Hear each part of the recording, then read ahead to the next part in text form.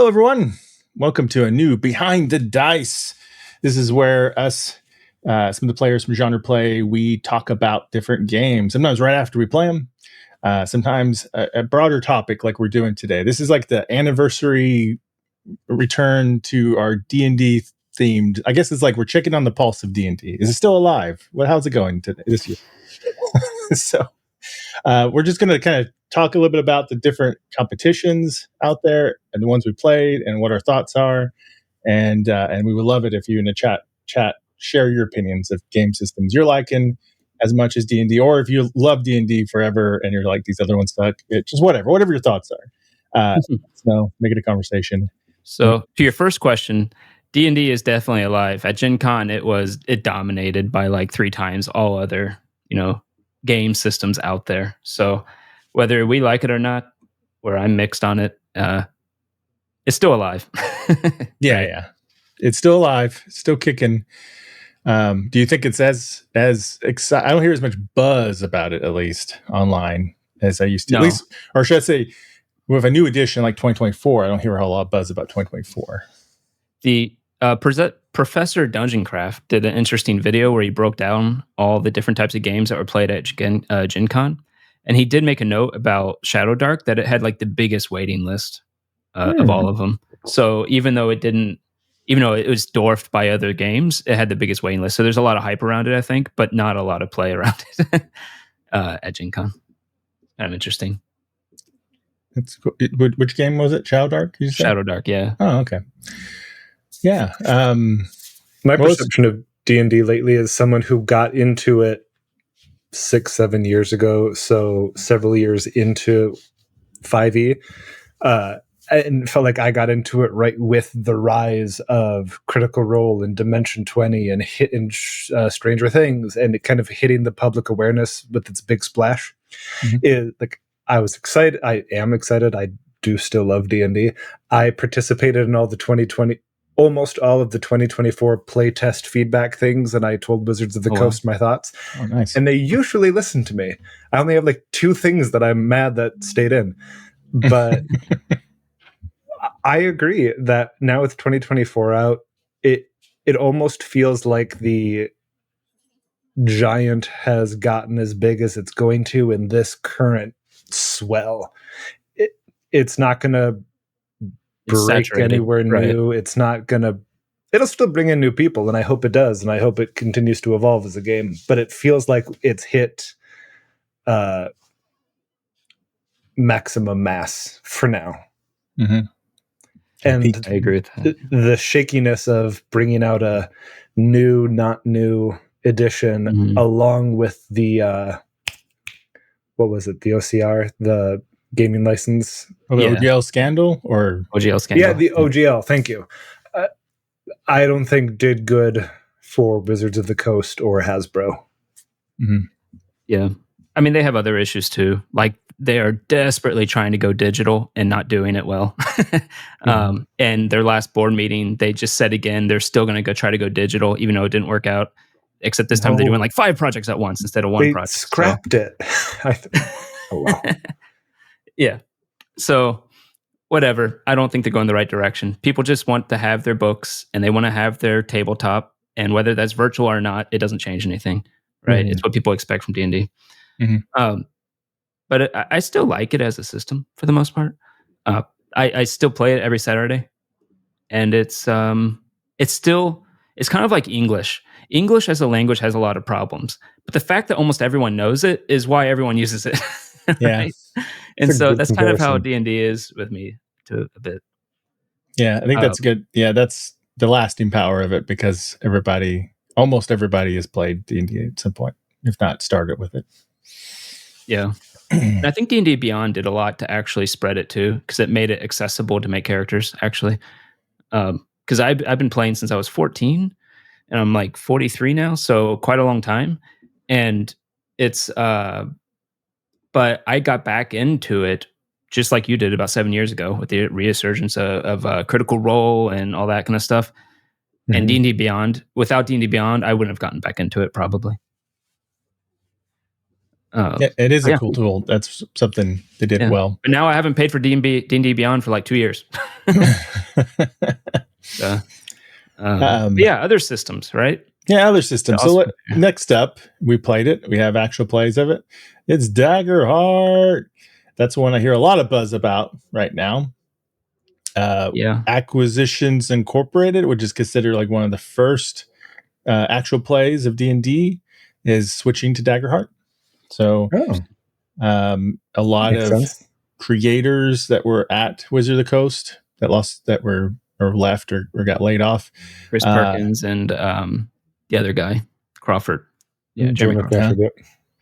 Also, their social media video dude who got laid off. All of them have moved over to Daggerheart, to Darrington Press now. Yeah. Mm-hmm. So it's interesting, all that talent going over there. So you guys play Daggerheart? We haven't played a lot recently. What do you guys feel about Daggerheart's future? I haven't felt hyped about it since I played Shadowdark. I mean, I hate to say it, but I think I just like Shadowdark better. Shadowdark is like what? I don't know. Something's just weird about Daggerheart, and those weirdities I just didn't feel like surviving through. I also think it's weird because there's so much going on with Daggerheart, and yet their Discord always seems like dead to me.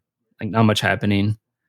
Is there? I don't think I'm on the Discord. I think or Darrington Press Discord, anyways. Maybe there's a separate Daggerheart Discord I don't know about, but Darrington Press never seems super crazy.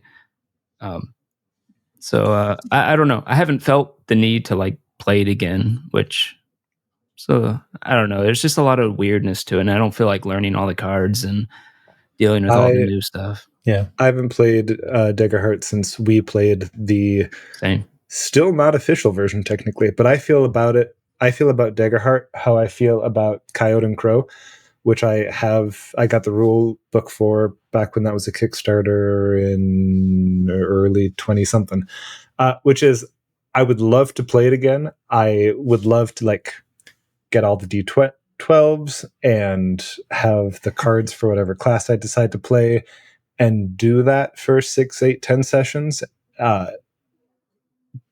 But whenever I get to it, I'm not trying to make it happen. When my group gets together to play D&D, I would rather keep playing our current campaign than try and bring in something new. So I'm excited for it. It isn't killing D&D for me though. No. Yeah. Do you think when your current D&D campaign finishes, will you pick up a new system? I've got so many campaigns waiting to come out the pipeline. Probably not. When one of your no. Yeah. Do you think you'll switch to 2024 after this campaign? I'm doing it very incrementally. My players are different places on the spectrum of averse to change. So on the DM side, I've been rolling out the most palatable rules first and letting them choose which 2024 rules to adopt for themselves. And slowly but surely we'll get there. Cool. I haven't even played 24. I haven't either. I didn't want to buy the books. Yeah. I got all the 20. It has nothing to do with not wanting to purchase anything. It's just I just haven't had the desire. I mean, I probably am the person who played D&D the least. That looks like this of everyone in this group. Mm-hmm. Yeah, I mean, ever since we started trying new systems, I'm like addicted to trying new systems now. So and if I want to play something that's D&D like, I just play Shadowdark. Mm-hmm. Because it's just so much easier to play because it's because of the fact that it's rules. Barrier to entry on Shadowdark is low. Yeah. And I like, I guess that says a lot about me as a role player is, as much as I like to role play, I like the dungeon crawl element most about role playing. And I still am able to interject my quirky characters into what is a dungeon crawl that requires torchlight. So it's like perfect for me. So if anything, in my mind, and I guess like you said, that waiting list, that's news to me. That's really cool. Like that was the game that had the most people who wanted to play it but couldn't get in because it wasn't being offered as much as the other games. Like what does that mean is like we all need to go to these conventions and run Shadowdark. Yeah, need more GMs. Yeah, they need more GMs. That's what it is. But yeah, I also think I've been trying. Yeah. Good.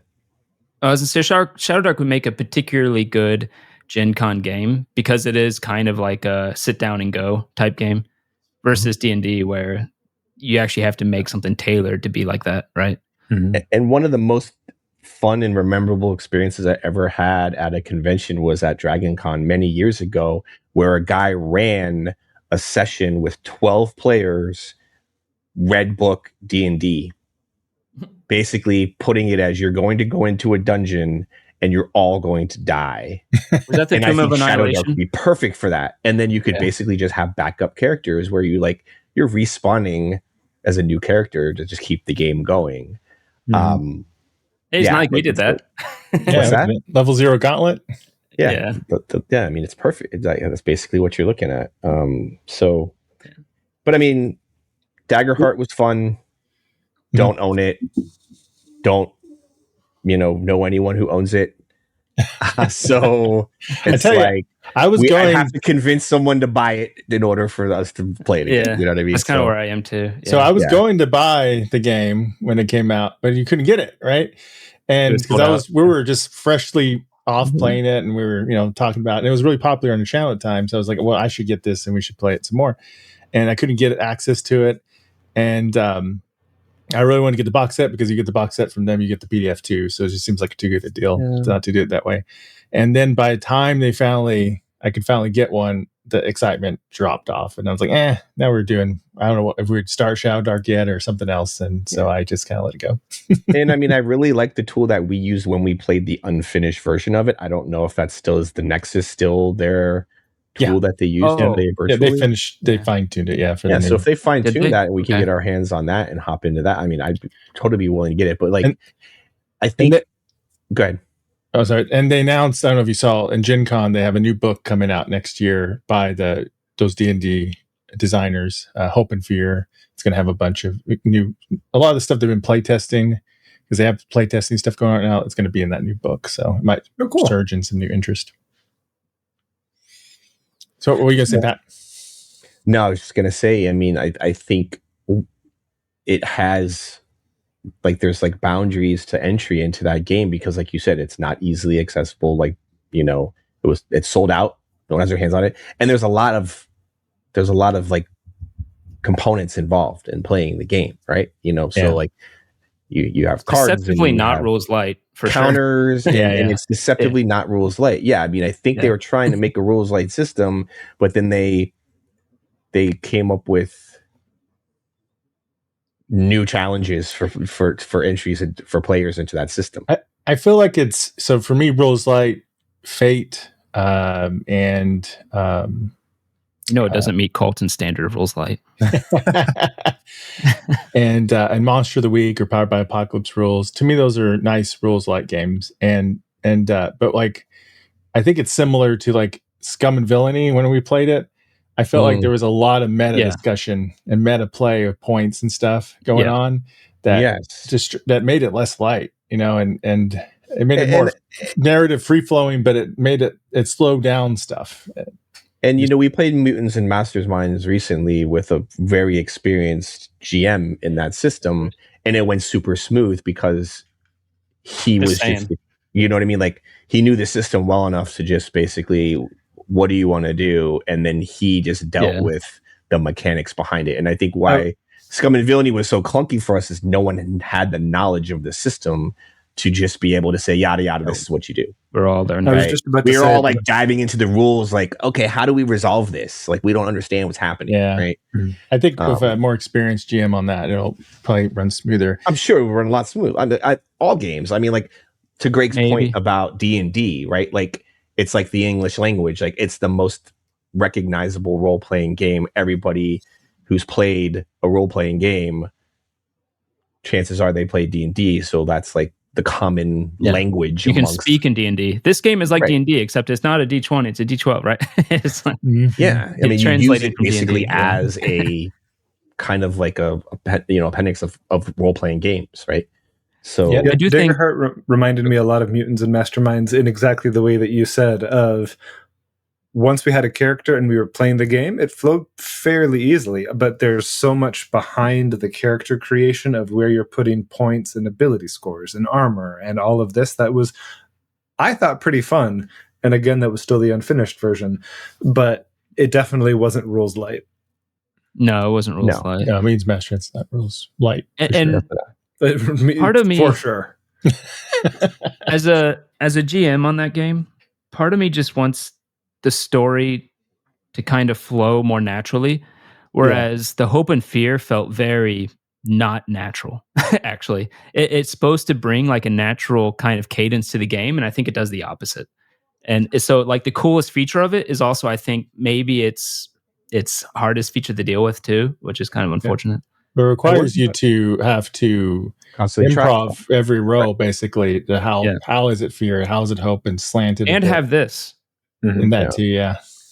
Which is I've played an extremely fearful character in D&D. Like, he did not want to be there for almost the whole time, but, you know, I love my friends, blah, blah, blah. And he made every roll with fear, and I could lean into that. Whereas, like, if you want to play a big doofus who doesn't notice fear and walks into danger, and that's how you want to roleplay, what does rolling with fear even mean in Daggerheart? If you're a viewer watching this and you know the answer, get in the comments, because I'm sure people have opinions. Oh yeah, for sure, Daggerheart especially. Well, it empowers the GM to do things. Mechanically, I understand. Mechanically speaking, right? The narrative, that's the argument. Narratively, though, I'm with you. I think mechanically, they're trying to do that. What Powered by Apocalypse does, when you roll 2d6 and you get like 6 or less, you fail, and 10 or up, you succeed. But then you got that 7 through 9 that's like a mixed success, partial success. Yeah. I think they're trying to duplicate that a little bit with that hope fear a little bit. But I think Powered by also Apocalypse, the initiative elements too. Yeah. I think why that works for Powered by Apocalypse is because it's episodic, and because it really is just like dealing with personalities, and you get through the mystery, and then you go on to the next one, right? Whereas D&D and Daggerheart and things like that lead itself more towards like an epic campaign, and when you have that type of thing, I think it gets in the way more than it helps, because you actually do want to set a tone. You don't want the hope die or the fear die to suddenly say, "Oh fuck, I guess something's going to come in and scare them now," or oh, they did it extra well. So actually, funny enough, the hope's not the problem. The problem is the fear, because it is like, no, I just want them to move forward. I don't want them to have to find something that's supposed to instill like something in them because of their role. And I'm like, and it gets in the way when you want to have like a serious thing. If you ask a developer, an experienced GM in that system, they'll say they yada fear a lot. Yeah, because they just want the game to keep moving, and they don't want to have to constantly come up with. Yeah, and you could just take a fear. This is what that means, right? Like, let's keep. You could just take a fear point, but you do. Yeah, run. There's a maximum amount of points you can have and stuff. So I don't know. So that's what I mean. They probably just at some point they don't let that drive the narrative. Yeah, I will say we always go back to talking about Daggerheart the most, because it is the most interesting, the most different of all the systems, and so that is a thing in its favor, I think.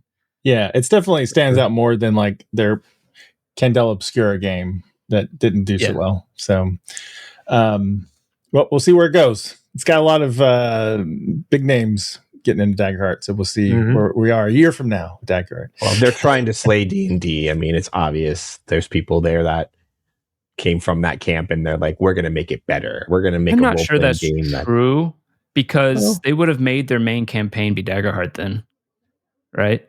And they didn't. Yeah. I think they still love D&D. I think they want Daggerheart to be equally successful and find its audience, but I don't think they're trying to stomp D&D out. I do know why they did D&D on their main campaign, though, and it isn't because they were paid. It's because Brandon Lee Mulligan knows it, and he's running it, and it really is that simple. Yeah, he might not. I mean, maybe Daggerheart's a little tough for him to run. Well, they don't want him to run this big epic campaign and learn a whole new system on top of it. So they said they're just going to have him play what he knows. Because it's very epic. It's crazy. Yeah. What he's trying to do. It's almost too epic. All right, let's move on to the next one. We have played this. It's by the Dungeon Coach, and it's DC20. We were big into that for a while too. Especially me. I don't think any of us have kept up with it, right? With the new rules. So I pulled up the website in preparation for this exact thing, and we played beta version 0.8, and it looks like the most recent version, a year and a half later, is 0.95. So he's getting close to He put an announcement that 0.1 at 0.10 is coming out in a few days. 0.10, got it. Okay. Yeah, he did. Yeah. I thought it was fun. It was the first one that we tried, or at least the first one that I tried with this group, and it was cool.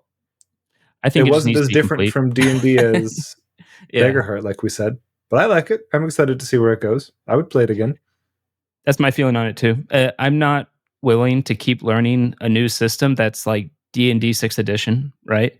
But when D&D 6th edition does come out and they call it DC20, I probably will learn the whole thing and try it out. But I just don't feel like it keeps with it constantly changing. It's worth going to a system that's slowly coming out. Yeah, to me, I was kind of like, let's wait until it settles down and then maybe come back to it because it's getting hard to keep track of. So yeah, I love it's definitely fun. Definitely enjoyed the DC20 system where I played my crazy telepath and all that. Those were fun sessions. But like you said, was the tame one. You should have seen the one you had at my house. The Haktua thing. Oh yeah, she was fun too.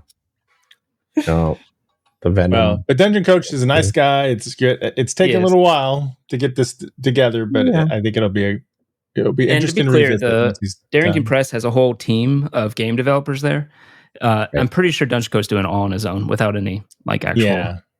Got to keep that in mind because he even says on his streams, if you watch it, when he does something, he makes a point not to listen to anyone else. He doesn't listen to his other people who work on the game. He doesn't look at the comments, and he just turns everything off and just does it before he reads anything else. So he wants it to be totally his in that way. Yeah, you got to be careful. You'll just tinker forever. So yeah. So I'm going to mention real quick because I know you guys don't have as much. Well, Greg does. One of the first games we ever played on GenrePlay was Tales of the Valiant by Kobold Press. That came out of the OGL controversy. So Kobold Press had done a lot of 5e stuff with their Midgard setting and other books, and them and a bunch of other third party were freaking out, going, "Whoa, we can't let them control our." Because if they change the rules, we're all toast business wise, and so Kobold Press made Tales of the Valiant, which was originally called Black Flag. I think that's still its name under Creative Commons, and I was a big backer of it at first. I'm still a backer of it. I still support them. Kobold Press is a good company, but I was a little disappointed because the rules are almost identical to D&D. Kobold Press is a good company, but my thoughts exactly. Yeah. They added maneuvers, which now 2024 I think has added some of that, and I do think the luck points small, but I think it is a useful thing, and the doom points for monsters is a useful thing. And I forgot about luck points. We should do that in Shadowdark. Yeah. So the idea of luck points is you have this running pool, and so anytime you're doing an attack or a saving throw and you fail, you get a luck point, and you can keep stacking those up. You can only get a max of 5, and then it will refresh if you try to get 6. So it encourages you to try them, and you can use them to either give you bonuses to hit on an attack or a saving throw, so you have a better chance later down the road to succeed. So if you have 3 luck points, you can add 3 to your roll. Exactly, and you use up all the luck points. Yeah. And you also no, go ahead. Well, it's a currency that you earn for failing, and then it promotes winning or succeeding. Yeah. Right, gotcha. I was going to ask if that was empowered by the apocalypse, but it's Kids on Bikes that I'm thinking of. And you also could spend 3 to just play that. Just do a complete reroll if you want to. And I think that's great because one of the things that sucks in D&D sometimes is because it's Sweeney when you roll, especially early levels, and you can miss. Like I do Curse of Strahd campaign, and I had a character who was trying to cast a spell, and they had to hit and roll, and they missed. like 3 times in a row. Basically, the whole fight was done, and I don't think they ever hit.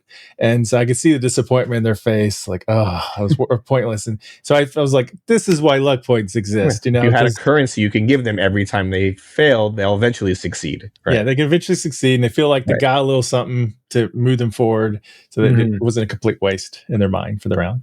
So I need to use it too, because I have on my Saturday campaign that there's this guy from Moldova. He has this Eastern European, like everything is terrible and going to die eventually, and all his rolls match that for some reason. He always rolls like 1s and 5s. Everything's less than 10. So, and then he starts drinking, and but anyway, if he had luck points, it'd probably work out for him. Yeah, and the Doom points I haven't done as much because they weren't available when we played. But Doom points allow you a monster. You don't have to do it with every monster, but more powerful monsters, you get so many Doom points based on their CR, and Doom points can allow you to like roll at advantage. Or let's say you have a dragon, where you have to roll 5-6 to recharge your breath. You could go, no, I use a Doom point. Now you can breathe. And so when I want to, so if you need to like make that monster a little tougher or surprise them a little bit, those Doom points help you do that. And so a little bit, you guys, all GMs do run games more frequently because I can't remember the last time I ran a game. How liberal are you guys when you're playing D&D with what is the thing you can get people to re-roll? Inspiration. Oh, inspiration. See, I can't even remember inspiration. Right? I am not liberal with it, and I probably should be more. When we played Mutants and Masterminds, he gave it out a lot. He gave it out every time. Like it was awesome. So like you always felt like I have a really good chance of succeeding, and you didn't, and you never felt like I'm not going to try something cool. Because if I roll poorly, I'll just use a hero point, and so I think there's something to be said about certain systems that are like that are to this point, like with the hope in the doom or the luck in the doom or whatever. Like, house roll that into any system really if you want to make it. You know what I mean? That luck point one, I think, is particularly good because it's not just like, oh, I'll just win anyways, because it only goes up to 5, right? And you can only get a +5 at most. But that heroic one is pretty awesome because you're adding 10. Yeah, that heroic one is crazy. To your next roll. So that's a superhero system. Right. And it's you don't even need to use it on a reroll. You can use it on a bunch of different stuff, which I think is partially why he was so generous with it, because technically we could be versatile with it, but we all went in for the rerolls. And because the mechanics of that system, to Greg's point, is very different. Like there's levels of success, right? It's not just like you need to hit an AC. So I didn't make that point, but it's a good one. Right. Yeah. Yeah. I, similar to Greg, have for the last 5 years wanted to be more liberal with inspiration than I am, because I just never think of it. It's always like an after the session, take inspiration for this cool thing and take inspiration for that cool thing. And very rarely do I think of it in the session. Yeah. In the playtesting ahead of launching the 2024 5th edition for D&D, they messed around with what now heroic inspiration is and how you get it. And they pulled it back from its... They made it kind of tame again. It's a complete sidebar. There was a lot of what became the 2024 version that was just them going, well, we tried to be a little out there, and you didn't like it. So now we're keeping it exactly the same.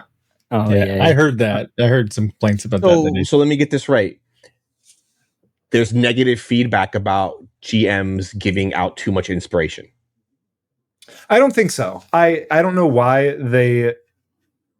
So in one playtest, it was every time you get a nat 20, you get inspiration in addition to the normal avenues of getting it. And then they were like... earn it. Okay. And then it was actually...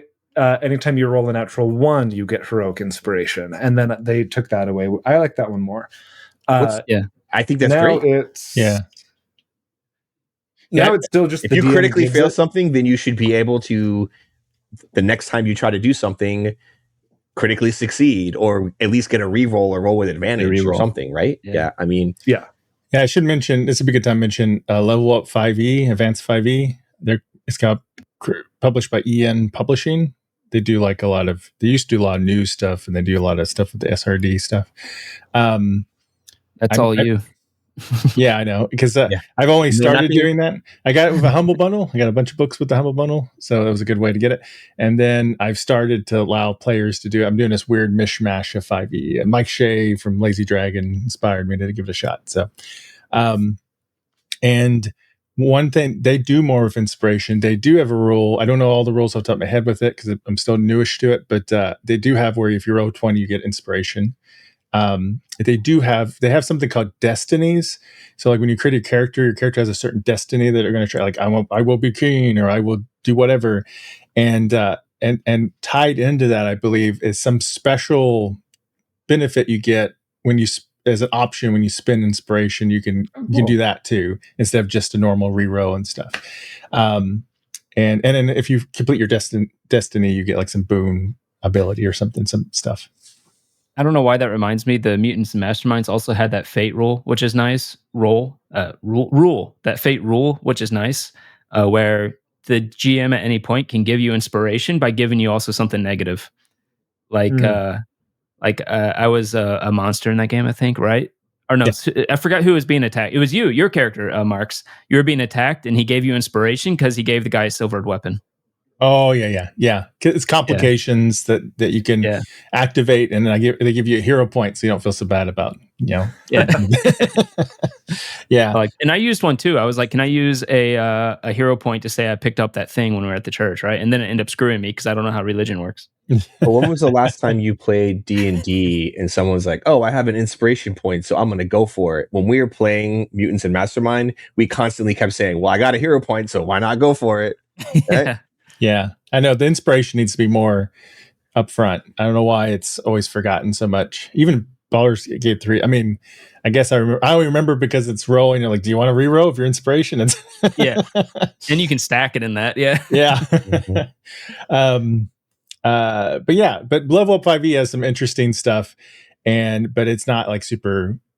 It's not going to replace D&D for sure. Although I think D&D 2024 might have borrowed some ideas. I think I actually heard the new Forgotten Realms book has something like Destinies in it. So I think they're picking up some of this stuff from Level Up. 2020, of everyone here, I might be the least on the pulse of all of the other third-party and non-D&D things out there. Nevertheless, even I'm aware of the fact that 2024 pulled pretty heavily from some other creators. Like Matt Colville, I know, created some things that showed up in the 2024 rules, and they're cool, but it doesn't feel like Wizards was the one to think of them.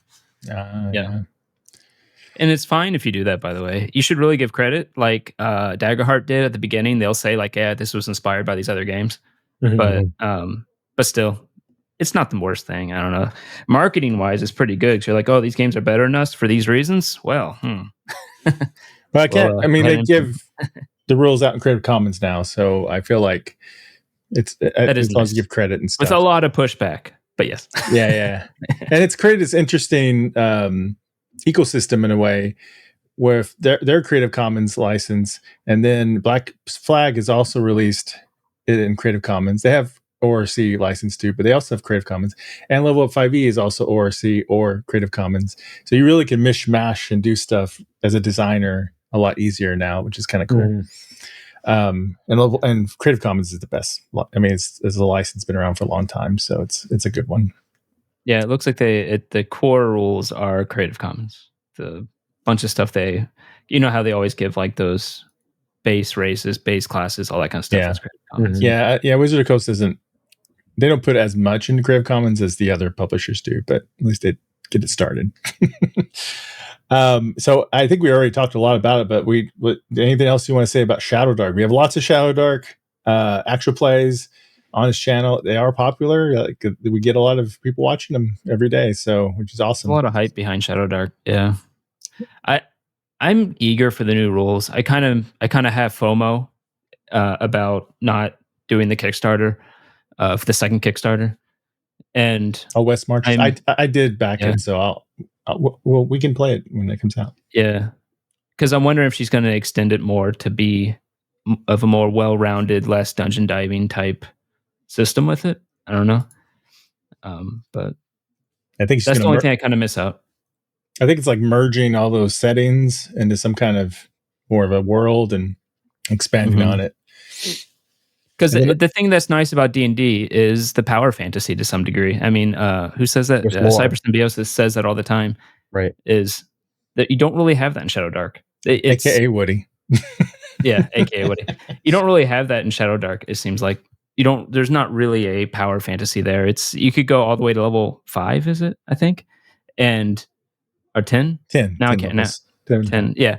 And you'll have a few bonuses here. You'll be a little better here and there, but you're still just your base stats. Like it's missing a little bit. You're a little there. more survivable, a little less squishy than level 0, at least. But it's not meant to be a campaign, long-term campaign, like doing all this intrigue, political intrigue and all that kind of stuff, right? It's meant to be a dungeon diving system. And for that, it's perfect. But it's got a lot. Yeah, it's got a lot of buzz. And I know like Glass Cannon, they're one of my favorite actual plays. I like their personalities and stuff, and they're funny. And good, and they're good players. They think about rules and stuff. And they switched their main campaign right now, or their new main campaign is Shadowdark. So that's probably the most high profile Shadowdark actual play right now. But yeah, you can tell there's a lot of interest because we get a lot of people watching Shadowdark on the channel, and we get comments. And we did get that supplement for skills, which was interesting. So there's also a lot of third-party stuff. There's a lot of third-party stuff. Yeah. That's something I'm surprised at Daggerheart that there isn't more. There's some new ones out, but there's not as much as I thought there would be by. That's what I'm saying. The hype on Daggerheart seems very low to me. I don't know why. I don't know. For me, as a potential game designer thinking about stuff, I think it's the accessibility.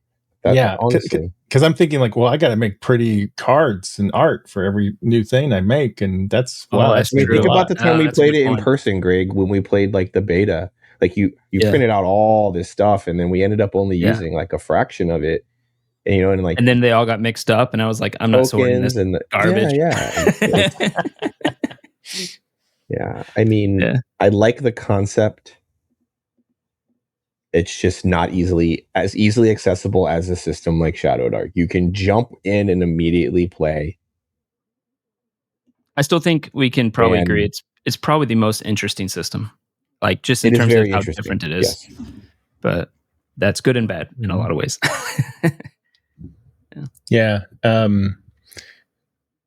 But Shadowdark, I think we're going to play more Shadowdark on this channel, right? So it's just too easy. Yeah.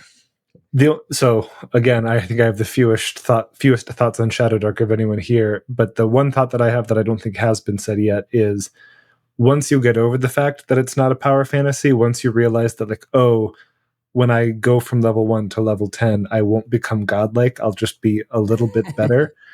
The way that leveling up works is pretty fun. It's randomized, but it's within your class. Theoretically, unless your luck is terrible, you'll get some variety in how your character grows. And there's still choices there. Like you roll randomly, and it'll say like something here you can add. This or this, or there are still choices. And so, given that part of what the fun that I have in these games is like completing tasks, growing in some way, gaining. I like leveling up much more than I like getting treasure. Everyone has their own little shiny in these games. Getting that little gotcha reward on a level up, I think, is fun design. So I'm glad you brought that up, Colton. I shared this with Greg last time I saw him in person before we played Shadowdark. How I played an online session through Start Playing. It's a free session I picked up on an afternoon when I had nothing better to do. And this guy was running it, and he was doing the leveling up or the character progression in a unique way. It was the Citadel. It was the Minotaur that we've all played, right? I think you played that one, right, Colton? I don't think I did. Crimson Minotaur. I think I've only done the one that Marx ran. Or you were okay? So it was our other group. Sorry, I apologize. That's all right. So you've only played the most unshadowdark one we've done. Yeah, exactly. But it was that session again. I was full transparency, like I played this again, but I'm interested to see like how you do things differently. And his approach was very, very different to that.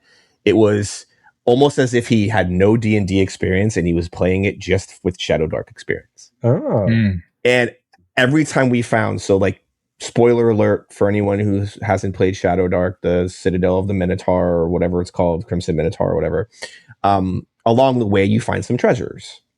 And so Marx and Greg, you'll know what I'm referring to. There were certain traps that had treasure on them. Mm-hmm. When we found those treasures as a group, he says you gain experience. So we were constantly, as we were going through, we got to the point where it was an hour set. It was like a 2-3 hour short, one shot. And we got up to 7 experience and we're like, whoa, we're almost there. Like if we keep delving a little bit further, but there was always the opportunity for us to leave. And it was kind of like playing like a video game, almost, where it's like, we know how close we are. If we just hang in here a little bit longer. And I really like that because it kept us engaged. It kept us like, let's just survive one more trap. Let's just kill one more bad guy. You know what I mean? Like, yeah. I remember Baldur's Gate 2, I would go around and pick every single lock I could find because 100%. You get a little bit of experience. I don't know if we've ever brought up Solasta here, but the game Solasta, like we used to play Solasta online with a bunch of our friends, and Mark's played it. It was definitely like that. It was definitely like, we're like, hey man, like save the game. I'm about to go try to pick this lock. And if you failed, it's like reload. Let's do it again. How many people have a lockpick? Yeah, right. And you can do that obviously when you're playing, video game. But I had that feeling Shadowdark, and I was like, I really like how he's doing this, and it wasn't that difficult for him. The other thing that he did differently than we do in Shadowdark is during the crawl, he maintained initiative as we were moving around. Oh, that might That's be good. literally what the book says to do. Yeah. Yeah, and that's how the book wants you to do it, right? And so you can yada yada. Like if you, like as a GM, if you say, I think I'm getting off why we're having this conversation, but just ways that system is unique. That it's not like roll initiative every time you're going to get into combat. It's like you're always in initiative. Yeah, you're supposed to roll initiative at the very beginning of the delve, and I move up and look at that. You go over there and touch that door or something, right? It's like always stays in initiative. Mm-hmm. So yeah. Next time I run it, I'll do it that way. See how that feels. How's it feel? So also I figured out how to. Well, someone in our comments mentioned it, and then I saw a tutorial how to do it too. You can, maybe you already know this, Greg, but you can attach. For Fog of War and Owlbear, you can attach like a circle. Yeah, and then you can move your token with it and stuff. So I was like, oops, didn't know you could do that. So that's pretty handy. Cool. So stuff, right? Yep. So let's talk about another game that does not get talked about very much at all. It's definitely going to replace D&D anytime soon. But I'm curious to see how it, what happens when it gets released. We played it. We had the creator on playing with us, and it was Unbound Realms. And which is from Aspire Games. So that was a play test. It's gone through changes. They did have a successful Kickstarter, made over 10,000. So it wasn't like, it wasn't like on a level of Shadowdark's million something, but it's a respectable beginning. And this is from the creator who worked on Star Wars 5e. What are your feelings about that game for just experience of it, and what might be a place for it in the exactly ecosystem? The same as DC20, which is it might be interesting when it comes out, but it's just it's like I'm not going to keep learning a new system that's constantly changing. That is effectively D&D 6e, 6th edition, right? Because it is basically D&D but better. Right, it's D&D but customizable, and the whole intent there is the genre is whatever genre you want it to be. It's not high fantasy. That's true. Yeah, that is one of the big. It could be sci-fi. It could be Western. Like the one that we did was like a Western steampunk, a Wild West. Right, Wild West. It's also the first time we played a game where the creator didn't want to be the GM. Yes. Yeah, he's like, I like to write the rules, not like enforce them. Like, okay. Yeah. It's probably kind of cool from a playtest point of view, being a player standing a little bit to the side and watching how everybody plays. For sure. No, he's very much a math person, a like designer of mechanics, not so much like a story person. But he has people. And he says that too. So yeah. I think one of the things that's going to make a difference with that is if he can partner up with some people to make settings and stuff. Because I think a rule mechanic by itself, no matter how good it is, I'm not sure if it's enough to stand out. You have to get through the barrier of everyone knows this language. Yeah. Well, and it helps that it's 5e related at least. But it's otherwise. It's 5e related. I would not say it's compatible. I'm betting when it comes out, it's going to be so far different that it won't even be compatible, though. It could be. I asked about that, and he was sort of like, So that's a good thing or bad thing. I don't know. But he's adding so many little things. Which it's been a minute since we played it, but I don't. So he's added a lot since we played, because when we played, it didn't feel that far from D&D. He had like different maneuvers. He had different powers. He had like the system of magic was broken into 3 different types that are completely different from D&D. Like, I don't know. I think you could probably make it 5e compatible if you try real hard, but it would be... I think rules-wise it's compatible enough, but the scaling between characters, if you had a 5e player and a Unbound Realms player, I think they might feel that their power levels weren't the same. Funny enough, I think 5e and Star Wars 5e are somewhat compatible, and Star Wars 5e and that game are somewhat compatible. So as long as you take the jump twice, it's probably more compatible. But going from 5e to that game would be a bit harder, I think. Yeah, I'll be curious to see. I wish the benefit of making it somewhat compatible, which when we say compatible, now that I'm mixing together stuff, I'm just sort of like, as long as the damage levels is similar and hit point and the proficiency bonuses, as long as those are all relative to in the 20 levels, then I think it's compatible enough, probably. But his feat system's even completely different. Like, I don't know. I think maybe it is compatible, but it'd be weird. Yeah, they may be more powerful because they have more options, and you can make max maybe easy. I don't know. Well, it's hard to say. You get minor feats and you get major feats, and it's like, I don't know. It's very different. My answer for Unbound Realms back when you first asked Marx was going to be the same as Greg's of, it's hard for me to disentangle it from DC20 because they're both D20 based systems similar to 5e that are trying to do their own thing. But Greg, you reminded me about how mathematically minded what's the creator's name again? Steven is in like everything is a perfectly balanced point buy. Like there's not a weapons table. Well, there is, but you can make any weapon with any number of attributes so long as you follow the point buy system. And same as DC20, class mentality, I think, is similar. And he has this perfectly balanced as all things should be mentality. And for me as a player, a risk that games can run when they focus too much on the mechanics and the balance and the numbers is the second the curtain gets pulled back and you just see the skeleton of numbers inside the game, it loses all the whimsy and the appeal. Like, being a rogue is no different from being a druid. They're just different skins on all the same features. Now, I don't think Unbound Realms falls into this. I think there's lots of variability in the type of character you can play, but it's a little bit closer to that.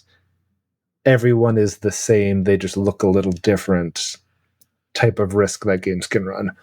Yeah, Dungeon Craft did a funny video on that and talking about, he was actually talking about D&D in this case, how pretty much anything that's somewhat easy to do, you need an 8 on the die. And anything that's kind of hard to do, you need a 15 on the die or a 13 on the die, right? And once you pull back all the mechanics, that's basically it. But yeah, I thought that was pretty funny. I think that's what bugged me a little bit about Scum and Villainy. I'm not trying to pick on that particular game. I guess I'm talking about Fortune Dark, and as an earlier version of Fortune Dark. Is that as a GM, it does remove all of the magic in a way. It's like there are no stats for enemies. You just have like 3 severity, like a few different severity levels. You just go, this severity level is this, almost like DC, DCs. And it's like, that totally makes sense from a game perspective. It's totally, when you think about it, that's what all the games are like.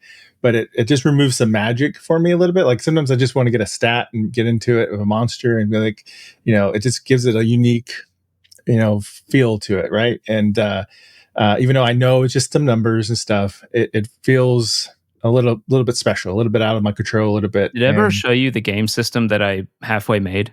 Actually, it was Yep. the whole. Is it going to defeat D&D? Oh yeah, the whole basis of it is if you're proficient with something, you need an 8 to succeed. If you're not, you need a 13. And then there's a sliding scale of like 3, 8, 13, 18, and then 20. And things can slide up and down that scale. But that was the whole basis of the system. It was kind of like Shadowdark, where it's stat based, and you just pick 2 stats that you focus in. There's not even like a number to the stat. It's just like I'm focused on these 2 stats, and you need, it makes the scale go down 1. So where a normal person needed 13, you only need an 8 to succeed. And that was basically the whole gist. It used only D20s the entire game. But yeah, I don't know. It was kind of maybe I should go back to that as though I have time. Sure. I think also to go build on what you said, Colten, about Unbound Realms and about just balancing and stuff. One thing I found when I played around with different game systems, you got to be really careful of a generic system like GURPS or something like that. If you try to build it right out of the gate for everything, then it feels generic, right? And there are certain unique perks and benefits that your genre will lean you towards that you don't have guidance for because you're trying to appeal to everything. And it's a dangerous trap to get into. I'm not saying this is happening at Unbound Realms or anything, but something he and anybody who does something that's multi-genre needs to watch out for. That's why 5e sometimes struggles. Like you just can't plug it right into like a modern setting or certain settings. It just doesn't feel right. Well, the evolution of the system is because he turned 5e into Star Wars. Yeah. And he's like, if I can do it with Star Wars, I can do it with any genre. Yeah. And with Star Wars, he's specifically trying to get the Star Wars vibe and stuff. Unbound Realms trying to do everything. I'm not saying he's doing this or anything, but you just have to be careful with that because he doesn't have a setting, right? He's not building for any setting. So just plan to have multiple settings, but yeah, he plans to have a lot. But yeah. So that's the only thing that I see you got to watch out for. Again, not saying he's doing that or anything. And I think it'll be great once there's a setting, some paint to the picture. To those rules to see how it comes to life. So same to DC20. I was about to say that, yeah. Yeah. Because we made it Star Wars and it was literally like 3 pages, right? Yeah. It was you didn't have to change the skills at all. You just have to add a few professions and bada boom, bada bing. Yeah. I forgot we did DC20 for Star Wars. It was fun. Yeah. It was. Yeah. So I'm gonna give a quick shout out to 2 more games that people talk about a lot, but we don't have that much experience with. Draw Steel, which I hear is a lot like 4th edition D&D. So if you like 4th edition D&D, you might want to check it out. If you don't, then maybe you might not like it. I need to check it out though at some point. And damn it! Shit! I was looking for my boo. You don't like 4th edition? Is that your opinion on 4th edition or your opinion on people who dislike 4th edition? That's my opinion on 4th edition. I played it once or twice. I couldn't stand it. It was just, I played enough WoW. Yeah. I felt like it was trying to be like a Warhammer or something. I don't know what it was trying to be, but we called it $ edition. But I'm sure Draw Steel's better, but I don't know enough about it to say anything else. But then another one that people talk about is Cosmere role-playing game, which is the world of Brandon Sanderson. He did it. It was, I think it made over $1 million on the Kickstarter. I can't remember how much it was. And wait, is that Wheel of Time or a different? Or his epic fantasy stuff. Oh, okay, yeah. He did wrap up Wheel of Time. He finished it, right? Yeah. So if you like Wheel of Time and that writing style, you'll probably like a lot of his books. He has really unique magic systems that are really cool. And what I've heard is this game shares a lot with 5e. Like you're familiar with a lot of the core rules if you know 5e, but it goes in some really interesting directions and has a whole unique magic system and stuff. And if you like the world, it gets really detailed in the lore. It has tons of art, all that good stuff. And the quality of the books is supposed to be really high. I think it's one of those ones that could be like it would be a competitor, except you feel like you need to know Brandon. Your GM's going to at least have to be a big fan of Brandon Sanderson, right? So we'll see. I think, by the way, the people who focus on like the quality of the book and the art and stuff are putting the cart before the horse is the term. It's like you have to have a good rule system. Look at Shadowdark. Most people probably don't even know what the book looks like who play it, and yet they're perfectly happy with it. I think that stuff needs to be secondary after you think of a good system and you've tested it. I agree, but there were a couple times when I was buying a non-main D&D book where I felt kind of spit in the face of the quality of the book. Like, oh, we know you're going to pay for this here. The pages are going to fall out and the binding isn't going to stick. So that made me appreciate that so far the 2024 books feel well made. I agree. It shouldn't be your main focus, but people going, oh, the books are nice, have me going, they better be. Well, the main Shadowdark book should be a focus, very high quality. Yeah. The main Shadowdark book is high quality, especially hardcover. Oh, yeah. And you kind of buy it directly from her, which is interesting, and it still does really well. I've noticed that trend now with some of these games. Self-publishing. Yeah, they don't go through drive-through RPGs. Sometimes you have to go direct. Like the game I'm about to mention, which we have not played yet, but we're going to play soon. We're actually going to make characters right after this. Nimble, the Nimble RPG. It says it is a dynamic, fast-paced, Nimble. 5e compatible game. It's the first edition was like a rules hack with 5e, and then the second edition is its own rule system, but it's still compatible. Like there's detailed rules, I think, that are, I haven't read through the whole book yet, that give you ideas of how to convert over your monsters and your adventures stuff, so you can use all those books. So it's very rules light. What are you gonna say? Can I make sorry, if you're done with that, since we don't have too much on it. I think there's two categories of games that are coming out right now. One are people who are trying desperately to be the language that everyone knows, which is 5e. And there's ones that are trying desperately to take it somewhere else, right? Yeah. Mm-hmm. And I don't think all the ones that are trying to be like D&D, because they saw Pathfinder do it and have success, they all think that they can take the torch from 5e. I don't think that's going to happen. I just don't. 5e is way bigger than 3.5 was, right? It's much more ingrained in culture now. You can't just have a better rule system come out and that's enough for people to pick it up.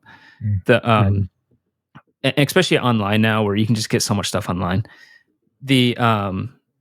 I think if something does overtake it, it's going to be a new system that somehow gets popular, that people slowly picks up, and we're going to see it happen like 10, 15 years from now. Not, it's not around the corner. Because what's the purpose of learning another language unless there's something truly beneficial to doing it or truly different, right? So I think of all the ones that have a chance, it might be Shadowdark if she pivots to be a more adventure-based and less dungeon diving, maybe. Mm-hmm. Otherwise, I don't see any of these overtaking 5e, even in 10 years from now. A year ago, I would have said that I saw the possibility for a fracturing of the language that everyone knows, a good old Latin into the Romance languages type of thing, where people left D&D for similar things like DC20 and Unbound Realms because they were similar enough, but they scratched whatever itch that individual had. But they're taking too long. 2024 rules for 5e are getting more solidified, more mainstream. Critical Role's fourth campaign is using them. And they are better, by the way, than 20. Even though I don't use them because I don't want to buy the books, they are just categorically more balanced, better, right? Yeah, I like them. Very few complaints. And even the complaints that I have are largely due to the whole... You said there were two complaints, two things they didn't do, you suggested. What were they? I don't need to talk about that unless you want me to. Oh, okay. But because those similar language contenders are taking too long to come out and aren't getting traction, I'm seeing a smaller and smaller chance of that fracturing happening. And it's just the traction that matters more than anything. None of them got traction. None of them got the traction they need to overtake 5e. one of them would have to be doing way better right now for any of them to have a chance. I still think Daggerheart, Shadowdark, I wouldn't be surprised if they pick up traction. Daggerheart and Shadowdark, I think, are the two. I mean, because Daggerheart is so different, but I don't know. And it has a big platform to launch off of. It does have a big platform. If Wizards or Hasbro really steps in it again, I could see that being an opportunity for a new similar system. I don't think they're going to step in again. I think what they're going to do is just make stupid digital products that no one's going to use, and they're going to keep going down the tube until someone buys it. Who's a Scottish woman who's always talking about every scandal of D&D? Oh, yeah, it's a new scandal, yeah. Is she Scottish? I don't know. Which is actually, they're funny. Oh, but, yeah. They actually are funny, if you take them as humor. Yeah. So I think... Well, I'm the 25% in this room that has gone to Shadowdark and hasn't looked back and hasn't played D&D since. So. Oh, yeah. You're Shadowdark all the way, baby. I would have done that if I didn't have my my Saturday game. But, yeah. Well, I like Shadowdark a lot, but I don't know if I could only do Shadowdark because I like the idea of an epic fantasy adventure at some point. I like. I don't know if I didn't think I would like Shadowdark style at first because it's so lethal and everything, but I do. I like it a lot. So I like that experience, but I don't know if that's what I want always with my games. Right? I would have done DC20 or tried Daggerheart again, but you're right. I may have ended up going back to 5e after all that. Next year we're like D&D's great. Woo! D&D 5e 3031. It's wonderful. 3031. I know we haven't played Nimble yet. I do hear more and more buzz about Nimble. Nimble though has been out for a year and has not had too much third party, which is worrisome. But I will say that the new backer kit, I don't know what they made in the first one when they did a year ago, but they made a new one. It was a holiday one. You get a special deal. That's what I end up getting. It'll be interesting to see where Nimble is a year from now, and also see what DC20 is like when it comes out, and then Bun Realms. Those are two that who knows when they come out. So who knows? But I think we all agree that D&D will still be here. Yep. For one more year at least. For at least one more year. At least one more year. And we can do this again. All right. Well, thanks everybody for doing this again. And thanks everybody for watching out there. And let us know what you all think. Please like, please subscribe, and please comment and let us know your thoughts. And don't forget, a lot of these shows or these rule systems we just talked about, we have played. So if you want to check them out, we have playlists out there. All right. Well, that's the end of this Behind the Dice. And until next time. Keep your torch lit. Keep the torch lit.